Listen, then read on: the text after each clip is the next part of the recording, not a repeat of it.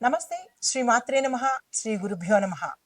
ఆదిత్యాయ సోమాయ మంగళాయ బుధాయ చ గురు శుక్రు శనిభ్యశ్చ రాహవే కేతవే నమః.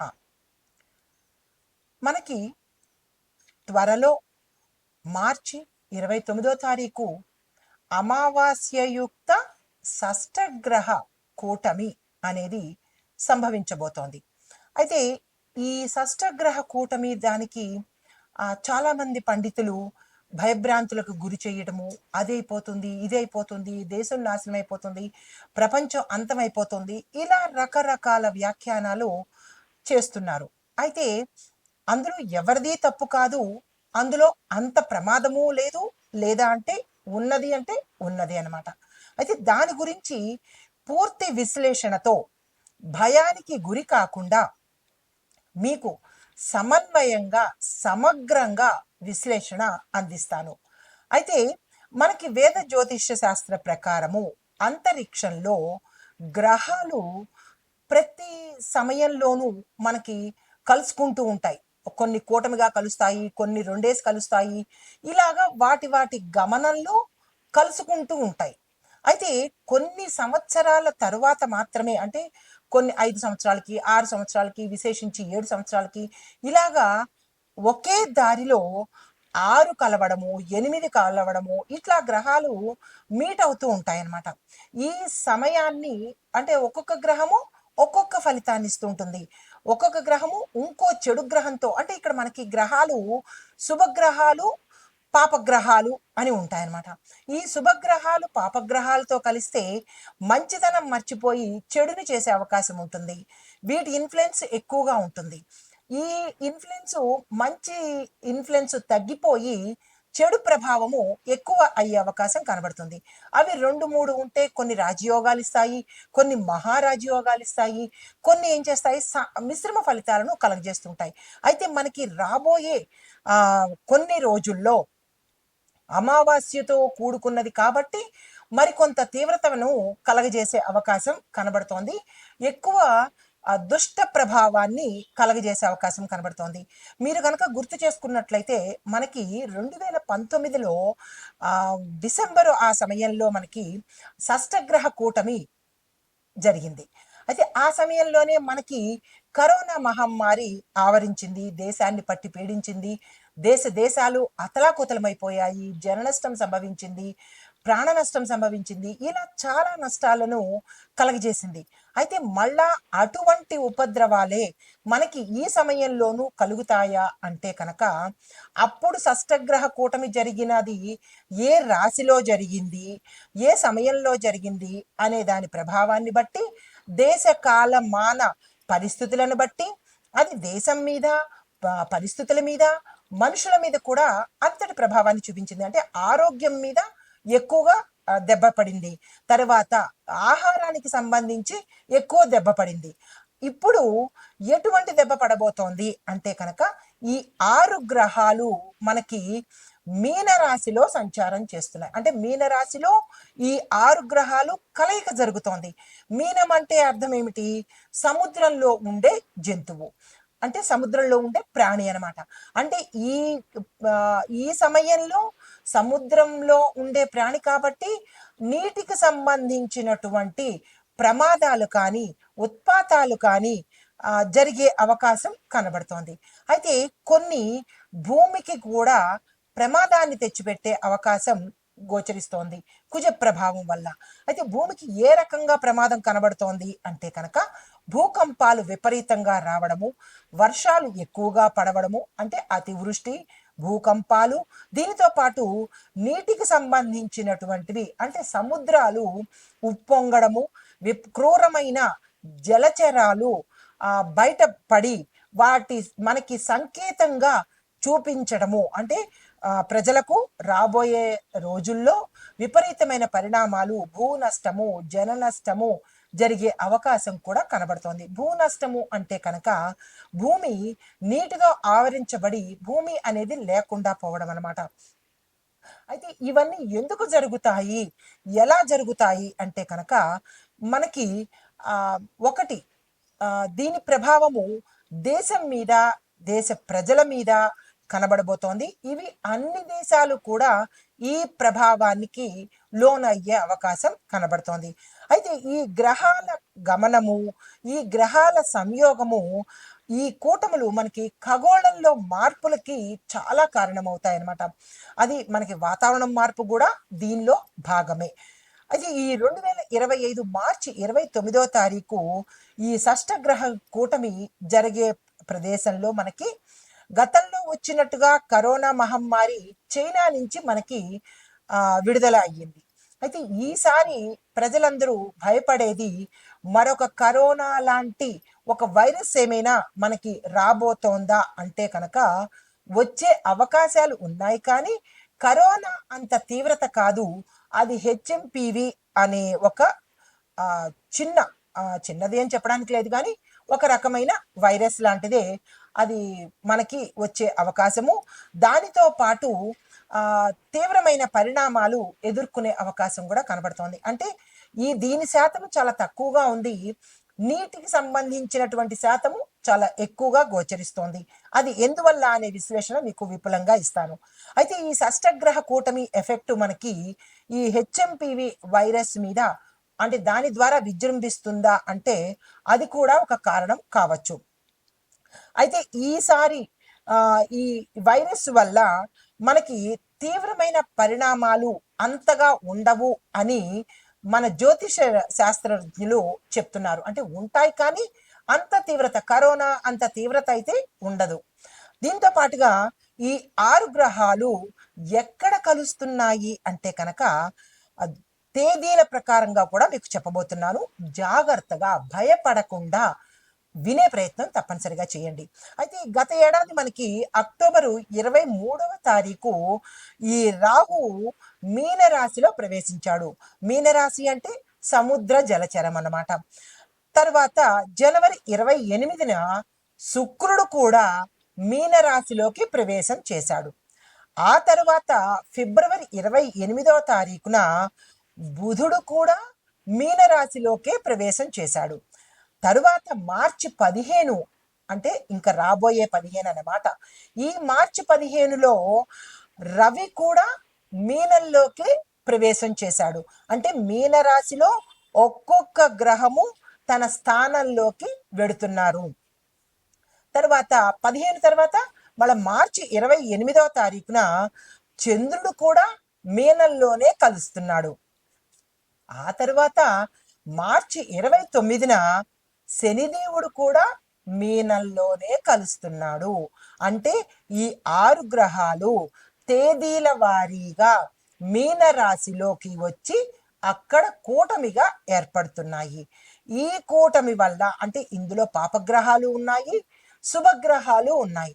అయితే ఓవరాల్గా పాపగ్రహాలు ఎక్కువ ఇన్ఫ్లుయెన్స్ చేయడం వల్ల ఒక పాయింట్, రెండవది ఆ కలయిక మీనరాశి అంటే జలచరములో కలవడం వల్ల ఈ 2 ఎఫెక్టు ఎక్కువ ఉండడం వల్ల ఏమవుతోందంటే ఒక రకంగా వైరస్ వల్ల, మరొక రకమైన ఎఫెక్టు మనకి భూమి అంటే భూకంపాల వల్ల, భూమి క్షయం అవ్వడం వల్ల, మరొకటి ఏంటంటే మనకి సముద్రాల వల్ల ఎక్కువ ఉత్పాతాలు రావడము, నీటికి సంబంధించినటువంటి అంటే అనావృష్టి కావచ్చు, అతివృష్టి కావచ్చు. దాంతో పాటుగా సముద్రాలు ఉప్పొంగి జన నష్టము, భూ నష్టము జరిగే అవకాశం కనబడుతోంది. అంటే ఆ సముద్ర గర్భంలో కొన్ని వేల అడుగుల అంటే లోతులో నివసించే ఈ వింతైన జలచరాలు ఈ సమయంలో ఈ గ్రహాల యొక్క ఇన్ఫ్లుయెన్స్ పడి అవి మీదకి వచ్చే అవకాశము తప్పనిసరిగా గోచరిస్తోంది. అది మనకి ఈ వీడియోల్లోనూ ఈ సోషల్ మీడియాలోనూ చూస్తున్నాము, అది వాస్తవాలే. అయితే ఈ మరొక పెద్ద విశేషం ఏంటంటే ఈ 6 గ్రహాలు కలిసి అమావాస్య రోజే సమ్మేళనం అవుతున్నాయి. అంటే అమావాస్య రోజు అక్కడ చేరుతున్నాయి అన్నమాట. అంటే అన్నీ చెడు లక్షణాలే, అంటే చెడు ఫలితాలే ఇచ్చేందుకు ఇవన్నీ ఒక చోట చేరాయి అన్నమాట. అయితే దీనిని ఖగోళ శాస్త్రపరంగా మనం చెప్పుకుంటాము. అయితే మామూలుగా కనుక చూసినట్టయితే అంటే మనం నిత్య జీవితంలో కనుక చూసుకున్నట్టయితే మనిషి ప్రకృతికి, దైవానికి చాలా హాని తలపెడుతున్నాడు. ఇష్టానుసారంగా విజృంభించి పాపభీతి లేకుండా, మానవత్వం లేకుండా రాక్షసుల్లాగా ప్రవర్తిస్తున్నాడు కాబట్టి మరి ఆ నేచర్కి మనం ఏదిస్తామో తిరిగి మళ్ళా మనకి అదే వస్తుంది కదా. నేచర్ని ఇష్టానుసారంగా పాడు చేస్తున్నాడు, మానవత్వం మర్చిపోతున్నాడు, రాక్షసుల్లాగా విజృంభిస్తున్నాడు కాబట్టి దేవాలయాలు తగలబెట్టడము, దేవాలయాలు విగ్రహాలు దొంగిలించడము, దేవాలయాల్ని ధ్వంసం చేయడము, ఇలాంటి వికృతమైన చేష్టలు చేస్తున్నప్పుడు ఎంతవరకు సహనం ఉంటుంది? భగవంతుడికైనా సహనం అనేది చాలా తక్కువ ఉంటుంది. ఎందుకు అంటే కొంతవరకు భరిస్తారు. అది దాటిన తర్వాత ఎవరైనా తిరిగి అది ఇచ్చే ప్రయత్నమే చేస్తారు. చాలా చాలా గుర్తుపెట్టుకోవాలి. ఇది కఠినంగా ఉన్నప్పటికీ మనిషి రాక్షసుల్లా అవుతున్నాడు కాబట్టి ఆ రాక్షసుణ్ణి నాశనం చేయడానికి ఈ షష్టగ్రహ కూటమి రూపంలో గ్రహాలన్నీ కట్టకట్టుకుని మానవ నాశనానికే వస్తున్నాయి. చాలా జాగ్రత్తగా ఉండాలి. మీరు ఏమనుకున్నా పర్వాలేదు, మన చేసిన తప్పిదమే మనకి తిరిగి రివర్స్లో వస్తోంది. ఇక నుంచైనా మనిషిగా బ్రతికే ప్రయత్నం తప్పనిసరిగా ప్రతి ఒక్కళ్ళము చేద్దాము. అయితే దీంతో పాటు మీనరాశిలో రాహువు, బుధుడు, శుక్రుడు, సూర్యుడు, చంద్రుడు, శని ఈ 6 గ్రహాలు సంయోగం చెందడం వల్ల మేషాది ద్వాదశ రాశుల వారికి మే 31 వరకు అంటే ఈ ప్రభావం ఎప్పటి వరకు ఉంటుంది, ఈ వినాశనం ఎప్పటి వరకు ఉంటుంది అంటే తప్పనిసరిగా మనకి మే 31 వరకు మనం అనుభవించి తీరవలసిందే. ఇందులో రెమెడీలు లేవు, పరిష్కారాలు లేవు, పరిహారాలు కూడా లేవు. అంటే దీన్ని మనం తప్పనిసరిగా అనుభవించవలసిందే. మార్చి 29 నుంచి మే 31 వరకు ప్రతి ఒక్క జీవి వారు చేసిన పాపాలకు, వారు చేసిన తప్పిదాలకు మనకి ఈ శిక్షను భగవంతుడు వెయ్యబోతున్నాడు. అయితే దీంతో పాటుగా మరొకటి ఏంటంటే ఈ హెచ్ఎంపివి వైరస్ మీద మనము అంతగా ఆందోళన చెందవలసిన పని అయితే లేదు. దాని ఎఫెక్ట్ చాలా తక్కువగా ఉండబోతోంది, కానీ ఎఫెక్ట్ అయితే ఉంటుంది. అయితే ఈ షష్టగ్రహ కూటమి ఏర్పడినట్టు గతంలో మహమ్మారి లాగా ఇది అంతగా ప్రభావం చూపించకపోయినప్పటికీ కొంత ప్రభావం చూపిస్తుంది. అది ఏ రాశుల వాళ్ళకి అనేది మనం ముందు ముందు నేను చెప్పబోతున్నాను. అయితే ఈ ప్రతికూల ప్రభావాలు వచ్చినప్పుడు మరి తప్పు చేసినప్పుడు మంచి వాళ్ళ కూడా ఆ ఎఫెక్ట్ పడుతుంది. చెడ్డవాడి పక్కన ఉన్నప్పుడు మంచివాడు కూడా నాశనం అవుతాడు. కాబట్టి ఈ మానవత్వం లేని రాక్షసుల మధ్య మానవత్వం ఉన్న మనుషులం కూడా బతుకుతున్నాం కాబట్టి ఆ ఇంపాక్ట్ మనం కూడా తీసుకోవాలి. కాబట్టి దానికి తగ్గ పరిహారాలను ఇప్పుడు ఒక్కొక్కటిగా మీకు చెప్పబోతున్నాను. ఆ ప్రభావాన్ని ఎలా తప్పించుకోవాలి అనే అంశంలో ఈ గ్రహాలు ఈ స్థాయిని బట్టి మేషం నుంచి ద్వాదశ రాశుల వారికి ఎలా ఉండబోతోంది అనే అంశంతో పాటు చివరలో మనం ఎలాంటి పరిహారాలు తీసుకుంటే వీటి ఇంపాక్ట్ మన మీద పడకుండా ఉంటుంది అనే అంశాన్ని మీకు తప్పకుండా ఒక్కొక్కటిగా విపులీకరిస్తాను. భయపడకండి. కనీసం ఇప్పటి వరకు రాక్షసులుగా ప్రవర్తించిన ప్రతి మనిషి కూడా మానవుడిగాను, దేవుడుగాను మారే ప్రయత్నం చేస్తే మనము బతుకుతాము, మన ముందు తరాలు బతుకుతాయి. కాబట్టి తప్పనిసరిగా ఆ ప్రయత్నం చేయండి. కఠినంగా ఉన్నా నేను వాస్తవాలే చెబుతాను. జీర్ణించుకునే ప్రయత్నం చేసి మారే ప్రయత్నం తప్పనిసరిగా చేయండి. మీరు ఏమి కామెంట్స్ పెట్టుకున్నా ఐ లీస్ట్ బాదర్డ్, ఎందుకంటే నిజాన్ని నిర్భయంగా చెబుతాను కాబట్టి. అయితే ఈ షష్టగ్రహ కూటమి వల్ల 12 రాశుల మీద ఎట్లాంటి ఫలితాలు ఉండబోతున్నాయి? ఒక్కొక్క రాశికి ఒక్కొక్క రకమైన ఫలితాలు వస్తాయి. ఎందుకంటే వాటి ప్రవేశము, వాటి గమనము, వాటి సమయం కూడా తేడాగా ఉంటుంది కాబట్టి. అయితే ఈ షష్టగ్రహ కూటమి 6 రాశుల్లో కలిసి ఉండడం వల్ల విశేషమైన శక్తి సామర్థ్యాలు ఆ జాతకులకు విశేషమైన యోగాన్ని కూడా కలగజేస్తున్నాయి. అయితే ఈ సందర్భంలో ఏ రాశి వాళ్ళు లాభాలు పొందారు, ఏ రాశి వాళ్ళు నష్టాలు పొందారు, ఏ రాశి వాళ్ళు ఎట్లాంటి ఫలితాలు పొందుతున్నారు అనే అంశాన్ని ప్రతి ఒక్కటి వివరంగా చెప్తాను. స్కిప్ చేయకుండా కరెక్ట్గా చూసుకునే ప్రయత్నం తప్పనిసరిగా చేసుకోండి. అయితే ఈ ప్రభావితము అంటే 2025 మార్చి 29 మనకి ఉగాది వస్తోంది, షష్టగ్రహ కూటమి వస్తోంది కాబట్టి ఈ ఏ రాశిలో ఏ గ్రహాలు సంచరిస్తున్నాయి, ఆ ఫలితాలు ఏమిటి అంటే ముందుగా మేషరాశి వాళ్ళకి కనుక చూసినట్టయితే ప్రభావము ఈ కూటమి 11వ స్థానంలో మేషరాశి వారికి జరుగుతోంది. 11వ స్థానం ఏంటి? లాభస్థానం అన్నమాట. ఈ లాభస్థానంలో అది జరగడం వల్ల వారికి ఆకస్మిక ధనలాభాలు, ఏది చేసినా లాభం రావడము, వ్యాపారాల్లో కానీ ఉద్యోగాల్లో కానీ ఎక్కడ ఎక్కడైనా వీరు ఏ పని చేసినా ధనానికి సంబంధించి లాభాలు వచ్చే అవకాశం కనబడుతోంది. ఈ సమయాన్ని మీరు వదులుకోకండి. మార్చి 29 నుంచి మే 31 వరకు మనకి సదవకాశం కనబడుతోంది కాబట్టి సద్వినియోగం చేసుకునే ప్రయత్నం తప్పనిసరిగా చేయండి. అయితే ఉద్యోగ వర్గాల్లో చేసే వాళ్ళకి ప్రమోషన్స్, ప్యాకేజీలు పెరగడము, ఏరియర్స్ ఎక్కువగా పడ్డము, తర్వాత ప్యాకేజీలు ఇంప్రూవ్ అవ్వడము, బదిలీలు అవ్వడము, ఇలాంటివన్నీ జరుగుతాయి. దీంతో పాటు విదేశం వెళ్ళే అవకాశాలు కూడా, వాళ్ళ చిరకాల కోరిక కూడా తీరే అవకాశం ఉంది. ఇంకా వ్యాపార, వర్తక, వాణిజ్య, వ్యవసాయ రంగాల్లో ఉన్న వాళ్ళకి చూసినట్టయితే విశేషమైన పంటలు పండడము, విశేషమైన లాభాలు రావడము, ఆర్థిక ఒప్పందాలు, ఆర్థిక లావాదేవీలు, భాగస్వామ్య ఒప్పందాలు, విదేశాల్లో వెళ్ళి చేసుకోవడము, ఇలా మీరు ఏదైతే ఈ సమయంలో చేయబోతున్నారో అవన్నీ కూడా ధనానికి సంబంధించి లాభాలు వచ్చే అవకాశం గోచరిస్తోంది. వ్యాపారస్తులకు చాలా చక్కగా అనుకూలంగా ఉంటుంది కాబట్టి ఈ సమయాన్ని మీరు ఉపయోగించుకునే ప్రయత్నం చేయండి. ఆరోగ్యపరంగా చూసినట్టయితే అనారోగ్య సూచనలు చాలా ఎక్కువగా కనపడుతున్నాయి. అవి ఎందువల్ల ఏమిటి అనేది మీరు చూసుకోండి. ఆహార వ్యవహార శైలిని మీరు తప్పనిసరిగా మార్చుకునే ప్రయత్నం చేసినట్టయితే కనుక మంచి ఆరోగ్యం మీ సొంతమవుతుంది. అయితే మీకు చెప్పదగిన పరిహారాలు హనుమాన్ చాలీసా తప్పనిసరిగా చేయాలి. ఎందుకు హనుమాన్ చాలీసా చెప్తారు అంటే కనుక ఈ పాపగ్రహాలు ఒక్క హనుమంతుడికి, శివుడికి తప్ప మిగతా వాళ్ళకి అంత లొంగే ప్రయత్నం చెయ్యరు కాబట్టి ఎప్పుడు చెప్పినా హనుమాన్ చాలీసానే చెప్తారు అని అనుకునే చెయ్యకండి. Hanuman Chalisa the best remedy అనమాట. శివారాధన, హనుమాన్ చాలీసా, దీంతో పాటు కాలభైరవాష్టకము, నవగ్రహ పీడా స్తోత్రము, నవగ్రహ స్తోత్రము. ఎందుకంటే మనకి వచ్చేది ఈ నవగ్రహాల వల్లే కాబట్టి వాటిని శాంతింపజేసే ప్రయత్నమే ఈ పరిహారాలు. దీంతో పాటు ఆదివారం నాడు అంటే మన షష్టగ్రహ కూటమిలో సూర్యుడు కూడా ఉన్నాడు కాబట్టి ఆదివారం నాడు తప్పనిసరి నియమాలు పాటించండి. మాంసాహారము, మద్యము నిషేధించండి, ఏకభుక్తం చేయండి, సూర్యారాధన చేసుకోండి, బ్రహ్మచర్యాన్ని తప్పనిసరిగా పాటించండి. సూర్యుడు చాలా తీవ్రమైన గ్రహము. శనేశ్వరుడు, సూర్యుడు చాలా తీవ్రమైన గ్రహం కాబట్టి చాలా జాగ్రత్తలు పాటించి ఈ పరిహారాలు చేసుకోండి.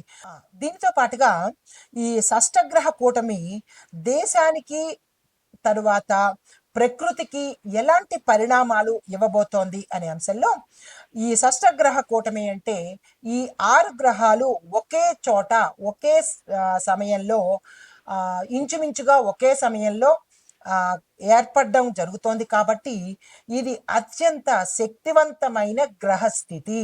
ఇట్లాంటి గ్రహస్థితి అరుదుగా జరుగుతుంది. 2019లో జరిగింది.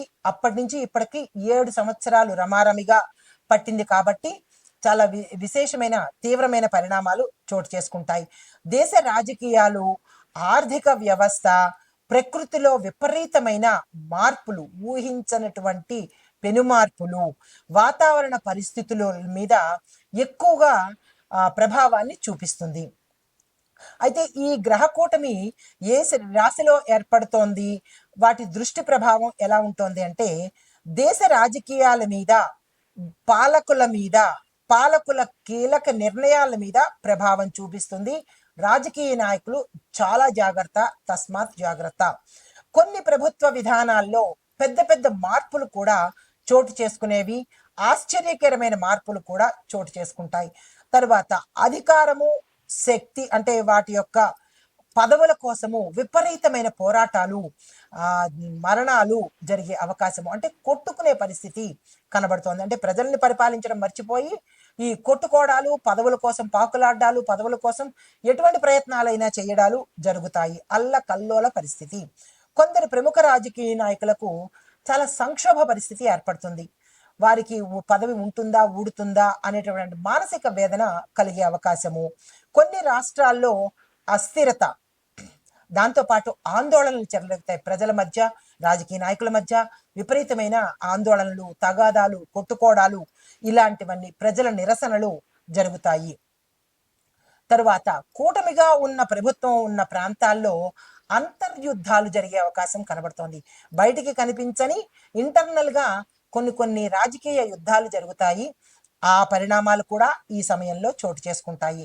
దీనికి పరిహారం ఏమిటి అంటే కనుక, దేశ శాంతి, రాజకీయం స్థిరంగా ఉండేందుకు శాంతి యజ్ఞాలు మన రాజకీయ నాయకులు జరిపించాలి, తప్పదు. గోసేవలు చేసుకోవాలి. అధికారంలో ఉన్న నేతలు దొంగాటలు, అక్రమాలు మానుకొని ప్రజాసేవ మీద కనుక దృష్టి పెట్టినట్టయితే ఒకంత మంచి జరిగే అవకాశం కనబడుతోంది. అయితే తరువాత రెండో పాయింట్, ఆర్థిక వ్యవస్థ మీద ఎలా పడుతుంది అంటే కనుక, స్టాక్ మార్కెట్లో ఊహించని మార్పులు జరుగుతాయి. అనుకోని లాభాలు, నష్టాలు రెండు ఉంటాయి. బంగారము, వెండి, లోహాలలో ధరలు హెచ్చు తగ్గులుగా ఉంటాయి. ఒకసారి ఒక ధర, రెండోసారి ఇంకొక ధర, అంటే తగ్గడము ఎక్కడము. దీనివల్ల ఏమవుతుందంటే మార్కెట్ అస్తవ్యస్తమైపోతుంది. ఎటూ తేల్చుకోలేని వ్యాపారస్తులకు ఎటూ తేల్చుకోలేని పరిస్థితి. కొనాలా, అమ్మాలా, ఏ సమయంలో కొనాలి, ఏ సమయంలో అమ్మాలి, అలాంటి అస్థిరత కనపడుతోంది. దీంతో పాటు ఆహార ధాన్యాలు విపరీతంగా పెరిగిపోతాయి. అది ఎవరు ఆపలేని పరిస్థితి. అయితే ప్రభుత్వానికి రుణభారం ఎక్కువగా పెరిగిపోయే అవకాశం ఉంది. బ్యాంకింగ్, ఫైనాన్స్ రంగాల్లో కొత్త నియమాలు, కొత్త రూల్స్, కొత్త రెగ్యులేషన్స్ వచ్చే అవకాశం కనబడుతోంది. ఇవి దేశంలో ఆర్థిక వ్యవస్థ మీద ఈ షష్టగ్రహ కూటమి వల్ల ఏర్పడుతుంది. తరువాత దీనికి మనం ఏదైనా పరిహారం చేసుకోవాలి కదా. అదేంటంటే ప్రజలు అప్పులు చేయకుండా జాగ్రత్తలు తీసుకోండి. చీటికి మాటికి క్రెడిట్ కార్డులు ఉన్నాయి కదా, మాకు యాప్ల్లో రుణాలు ఇస్తున్నారు కదా అని చెప్పి ఇష్టానుసారంగా అప్పులు చేసి తర్వాత మీరు తిప్పలు పడతారు, దేశాన్ని నష్టపరుస్తారు. తీర్చలేక మీరు సూసైడ్లు చేసుకోవడమో, ఉర్లు వేసుకోవడమో, లేదా దేశాలు విడిచి పారిపోవడమో, ఇలాంటి అవస్థలు మనకు అవసరమా? అప్పులు చేయకుండా ఉన్న దాంతోనే సర్దుకునే ప్రయత్నం ప్రజలు చెయ్యాలి. ఇది కఠినంగా ఉన్న వాస్తవము. పెట్టుబడులు పెట్టే ముందు మాత్రం చాలా జాగ్రత్తల నిర్ణయాలు తీసుకోండి. తరువాత ప్రకృతిలో ఎలాంటి మార్పులు వస్తాయి, ఇది మూడో అంశము. ప్రకృతిలో మార్పులు వాతావరణంలో ఎలా ఉండబోతోంది అంటే భూకంపాలు, సునామీలు, తుఫాన్లు వచ్చే అవకాశం చాలా ఎక్కువగా కనపడుతోంది. కొందరు ప్రాంతాల్లో తీవ్రమైన, అంటే కొన్ని ప్రాంతాల్లో తీవ్రమైన వర్షపాతము, మరికొన్ని ప్రాంతాల్లో గడ్డ కట్టించే చలి ఎదుర్కొనే అవకాశము గోచరిస్తోంది. ఏదైనా అతివృష్టి, అనావృష్టి ప్రజలకు ప్రమాదమే. అగ్నిపర్వతాలు విస్ఫోటనం చెందుతాయి. భూకంపాల ప్రభావము చాలా ఎక్కువగా కనబడుతోంది. మానవ తప్పిదాలతో కనపడే విపత్తులు ఇవన్నీ మనం తెచ్చుకున్నవే. ఇష్టానుసారం కల్తీలు, ఏది పడితే అది కల్తీలు, ప్లాస్టిక్లను వాడేయడము, ప్రతిదీ కల్తీనే. మనం చేసిన దానికి మనమే అనుభవించాలి తప్ప ఇంకొక మార్గం లేదు. రసాయనాల కాలుష్యము, దానితో పాటు ప్రమాదకరమైన ప్రాజెక్టులు మీ లాభం కోసం దేశంలో ప్రజల్ని చంపుతున్నారు కాబట్టి మీరు కూడా అనుభవించి తీరవలసిందే. ఇలాంటివన్నీ పెరిగే అవకాశం కనబడుతోంది. దీనికి పరిహారము ప్రకృతి దేవతలను శాంతిపరిచే పూజలు తప్పనిసరిగా మనస్ఫూర్తిగా చేసుకోండి. చెట్లు నరికేయడము మానేయాలి. మీరు ఇళ్ళు కట్టుకోవడం కోసం రియల్ ఎస్టేట్ వాళ్ళు భూముల్ని ఇష్టానుసారంగా రైతుల్ని మోసం చేసి, వాళ్ళకు డబ్బాస చూపించి చెట్లు కొట్టేసి వాళ్ళని మోసం చేసేసి ఇటుకల మీద ఇటుకలు పేర్చి కడుతున్నారు. ఆ ఇటుకల్లో ఇటుకలు పేర్చి ఎవరు మింగడానికి, ఎవరు తినడానికి, అందులో కూర్చుని అనుభవించే యోగం ఎవరికైనా ఉందా? కట్టేస్తున్నారు, ఇళ్ళు కట్టేస్తున్నారు, అమ్మేస్తున్నారు. నిలబడి నీళ్లు తాగే యోగ్యత, నిమిషం కూర్చుని ఒక ముద్ద మింగే యోగ్యత లేనప్పుడు ఎందుకు ఇట్లాంటి ప్రకృతి వైపరీత్యాలు చేస్తున్నారు? ఇక నుంచైనా చెట్లు నరకడం మానండి. పర్యావరణ పరిరక్షణ తప్పనిసరిగా చేపట్టాలి. అయితే నాలుగో అంశము వ్యవసాయం మీద, జల వనరుల మీద ఎలా పడుతోంది అంటే కనుక కొన్ని ప్రాంతాల్లో నీటి కొరత చాలా ఎక్కువగా ఉంటుంది. మనం ఇష్టానుసారంగా నీటిని వదిలేస్తున్నాము, ఇళ్లలో ట్యాపులు వదిలేస్తున్నాము. మరి ప్రకృతి రుణం తీర్చుకోవాలి కదా. ఎడారీకరణ అంటే ఎక్కువగా ఎండిపోతుంది భూమి. తర్వాత మరొక వైపు అనేక ప్రాంతాల్లో అధిక వర్షపాతము, వరదలు ఎక్కువగా వస్తాయి. తర్వాత రైతులకు అనుకూలంగా ప్రభుత్వము కొత్త నిర్ణయాలైతే తీసుకుంటారు, కానీ అవి అమలు పరిచే అవకాశము అస్సలు కనపడదు. కానీ కొన్ని విధానాలు అసలు రూపుమార్చిపోయే అవకాశం కూడా గోచరిస్తోంది. కొత్త విత్తనాలు, సాంకేతిక పరిజ్ఞానంతో మాత్రమే వ్యవసాయంలో కొంత మార్పులు తెచ్చుకోవచ్చు. అయితే వీటికి చెప్పదగిన పరిహారము, రైతులు నదీ తీర ప్రాంతాల్లో సాగుకు చాలా జాగ్రత్తగా వెళ్ళండి. వర్షాధార సాగుకు ప్రణాళికలు ఇప్పటి నుంచే సిద్ధం చేసుకోండి. తర్వాత వ్యవసాయ దేవతలకు అంటే వన దేవతలకు, భూమాతకు తప్పనిసరిగా పూజలు చేసుకోండి. నేను ప్రతి అంశంలోనూ భూమి పూజ చేసుకోండి, రైతులు జాగ్రత్తగా ఉండండి అని హెచ్చరిస్తూనే ఉంటా. మీరు గమనించారో లేదో నాకు తెలియదు, కానీ భూమాత పూజ చేసుకోండి అని రైతులకు హెచ్చరిస్తూనే ఉంటా. అది ఇప్పుడు సమయం ఆసన్నమైంది. అప్పుడు నెగ్లెక్ట్ చేసినా, అప్పుడు విస్మరించినా ఇప్పుడు తప్పక చేయవలసిన పరిస్థితి. తరువాత వైద్య రంగం మీద ఎలా పడుతోంది అంటే, వైద్యము ఆరోగ్యం మీద. వైరస్లు, అంటువ్యాధులు వల్ల ప్రజలు చనిపోయే అవకాశం గోచరిస్తోంది. దానితో పాటు ఆరోగ్య రంగంలో సాంకేతిక పురోగతి కనబడుతోంది.